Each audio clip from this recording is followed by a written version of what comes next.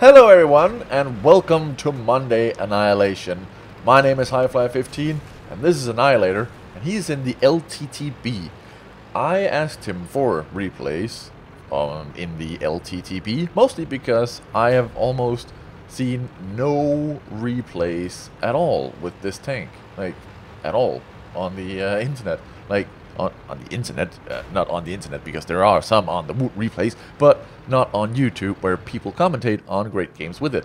And I think it's mostly because there is this huge lack of gun depression. I don't know why people don't like showing games with it just because it doesn't have that great gun depression, or maybe they just don't have that much, like that many great games in it. But we'll see Annihillator in his, as he is running to the east side of the Erlenberg map in his, and getting some great spots here on some early light tanks from the enemy side, mainly the French autoloaders, the MX-1390 and an M41 Bulldog right there, being the slow part of the trio coming in the end there. I think we're gonna remove the names here and just go BAM! There we go. Looked a little bit too big for my taste. And it is a 9.7 replay, and we'll see here Annihillator is really pissed about the gun depression, I think. I don't think it can go further down, actually.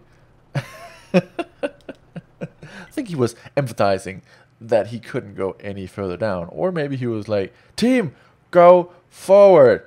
But I think it was the gun depression, because the gun depression is really atrocious on this tank. But it is with good reason that it doesn't have better gun depression, because Wargaming did not want it to turn into another T50-2, one of the most overpowered light tanks ever to grace the game. And he switches to APCR here to penetrate the IS-7, as the side of the IS-7 is really tough to penetrate if you don't have enough penetration. He does have 170 penetration on the AP shells, but 216 on the APCR shells. And if you want to just get some little extra damage on the IS-7 as he's running away, he was in a very unfavorable position. He was caught in the open by all the allies. Didn't receive that much damage, but as he is all the way down there, he keeps on taking damage, and he's out of the game. I ate my words right there. He took a lot of damage running away there. He took 2 shells from Annihillator, as we can see up in the corner there. He has 2 hits of 370 damage on the IS-7. He's going to roll forward and see if he can spot for his allies. He is the scout tank, and he's a very fast scout tank. He can go, I think it's 70, 72, around that. Average is, right now it looks like it's 68, 69, going in a straight line. And when he's going down small hills, he will dip up. Dip up? Do you say dip up? I don't even know. He will increase it to 70 and beyond. Just like the T50-2, it could get up to like 80 kilometers going downhill somewhere. It's pretty crazy on the Westfield. He's going to go all the way down south, as he couldn't really just get across the bridge, as he saw plenty of previously spotted tanks up on the minimap, and they did pop up as he moved away, and his ally moved forward. Like the T69 just got taken out by the AMX-1390. That could have been Annihillator if he had tried to cross the bridge there. So cleverly enough, well, like it would be common sense not to cross it if there are plenty of enemies spotted and you haven't seen them for a while. Bam! Object 261 takes care of the Jagdpanther 2 sitting in the water there. Löwe is coming in. Annihillator knows that he is far enough away to not get spotted through this bush. And Löwe does not spot him, as the AMX-50B sitting in the houses near the cap zone. Sitting in the houses, sitting by the houses. He takes out the Löwe and any other.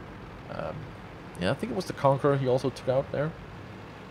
The object, yes, the object took out the Jagdpanther.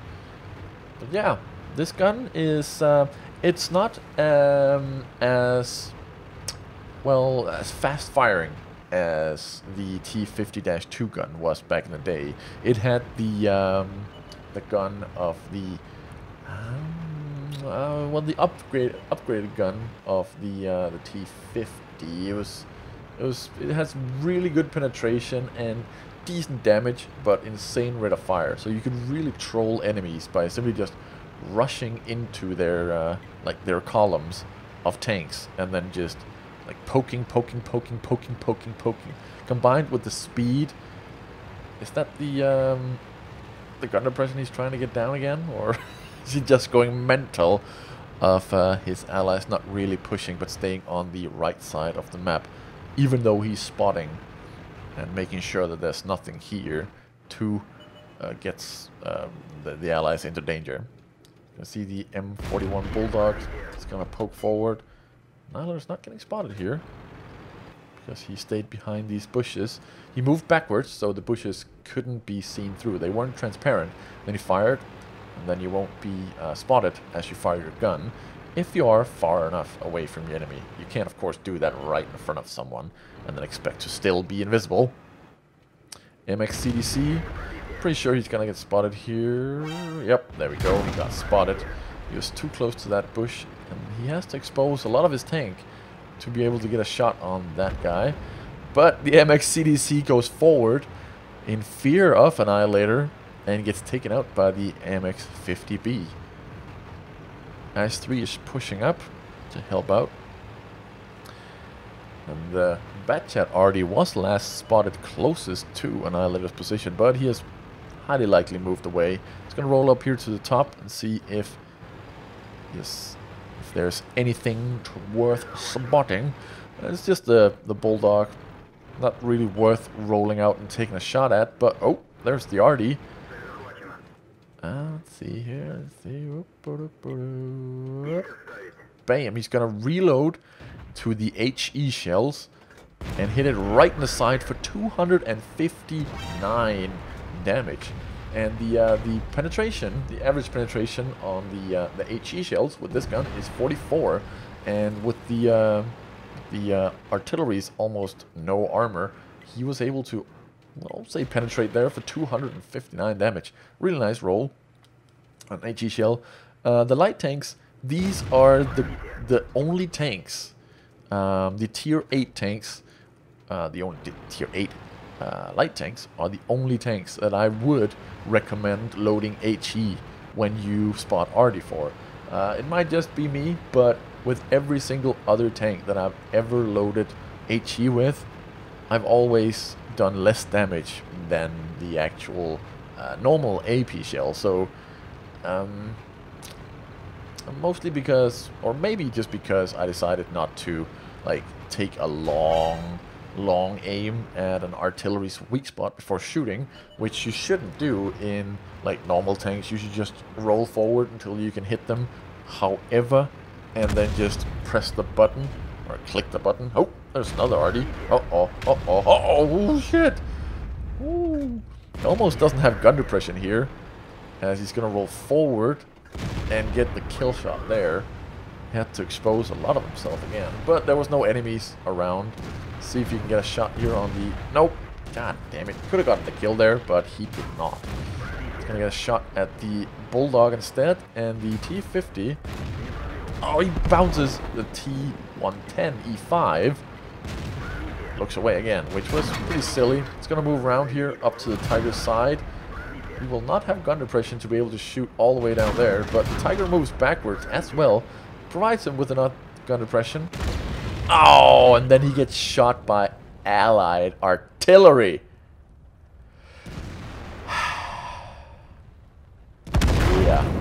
Yeah, greed. Greed, that's what we like. We love greed. Yeah. Allied artillery killing. The scout who was in the front doing all the spotting work. But he did get a ace mastery, a spotter, fire for effect, bruiser for it, got the second gun mark on the tank as well, and then he got Confederate for hitting at least 6 enemy tanks without getting to kill them. He got 1,573 base XP, 2,861 damage, and close to 4k spotting damage. It's really nice. He spotted 7 enemy vehicles, And that's also really good. It's really good. But because he got killed by artillery, we're going to take a look at another game by Annihillator, and this time he's going to be in a medium tank. Let's see if he can get some revenge on these artilleries. Of course, not on his own team, but on the enemy team. So let's go take a look at a Patton game.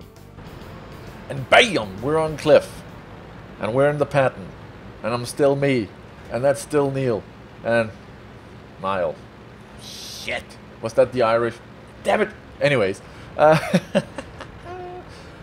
We are on Cliff. And Annihillator is moving up to the middle. This time we have put him in a top dog position because you guys don't only learn things by watching him play against tougher opponents, tier 10s, in tier 9s, and tier 8s.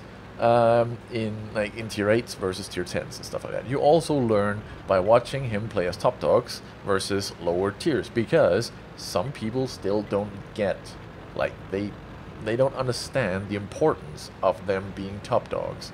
Annihillator could easily be sitting in the base or going west side and just being very passive, but instead he's being very aggressive. He's right in the middle of the map already, like with 1 minute into the game. He's already in the middle, has already penetrated a Jagdtiger twice. If he was just being a little bit more passive, he would not have been able to get those 2 shots in. And if you're way too passive, you will not be able to get these easy shots into enemies. Annihillator's gonna dive straight behind these houses, or one house, because there are 4 artilleries in this game. So you want to dive behind cover as fast as possible after doing some damage, because these artillery, I'm pretty sure they have XVM installed, and some artillery players decide to go for one tank because they're great. Of course, that is a good decision, but it's also very annoying. At the same time, his ally, the Hummel, has already killed one of our allied artilleries. One M43 has been killed by a Hummel from an opposing platoon. Let's see, are they in the same clan? Because then, nope, they weren't. Maybe he was just in the way and he felt like it. Annihillator switches to HE for this Imetal Balsic down here. Oh, and it has moved. Annihillator does not want to have his time wasted, so he rushes forward and gets a damage roll, which basically would have been the same on a high roll on AP shells. The Super Pershing is trying to climb the hill? What the hell?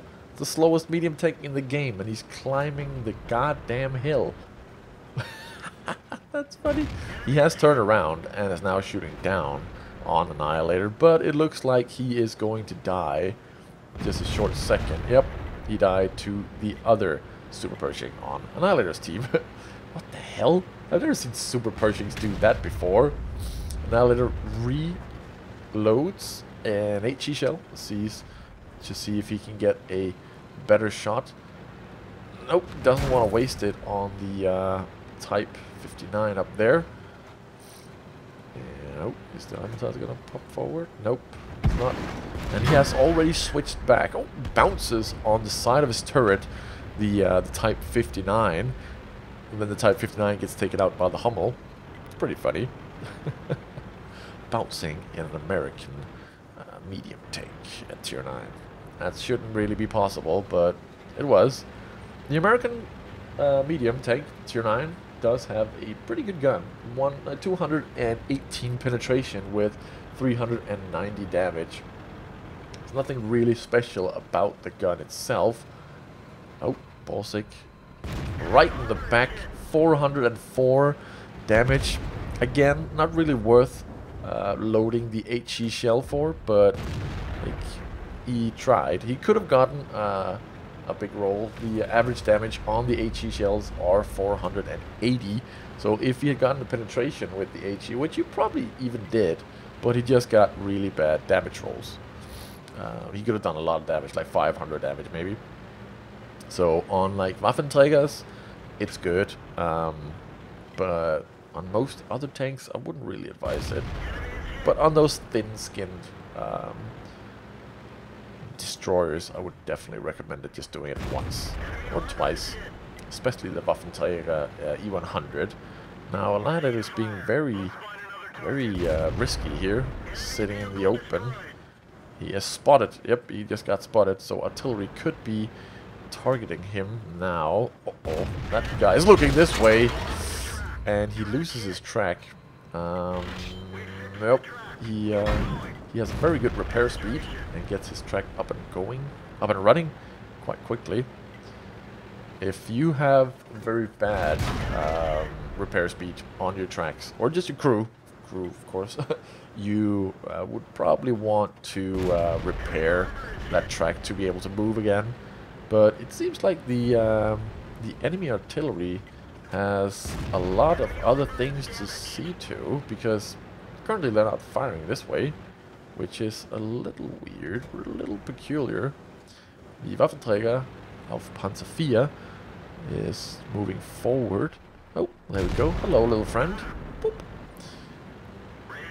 He is looking at the E75 instead of Annihilator. Is that a mistake? It turned out to be, yeah.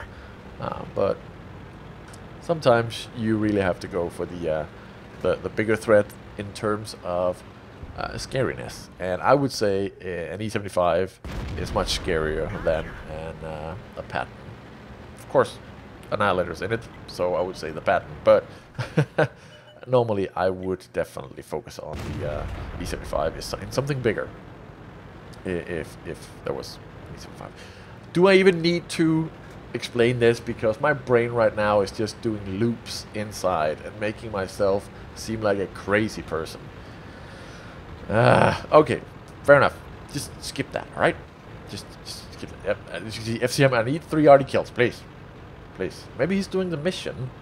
He's doing the mission. Okay, well, even if it's for the mission is also just doing, like, beating someone up. Like, just beating an artillery up. Like, now we're gonna see. Oh, nice, very nice. Let's see.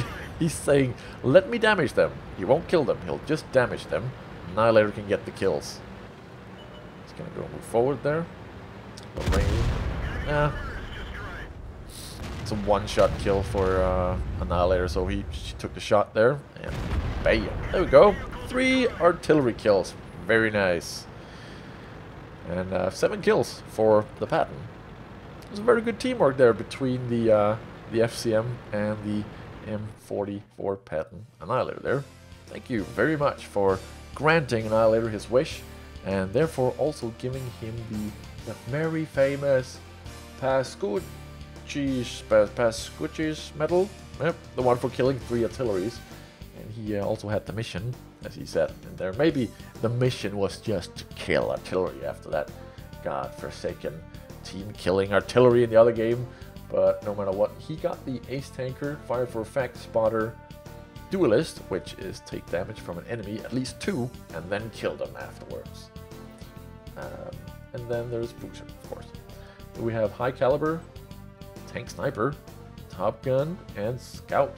Scout, really? Alright, pretty nice. It's a big list of enemies that he spotted there.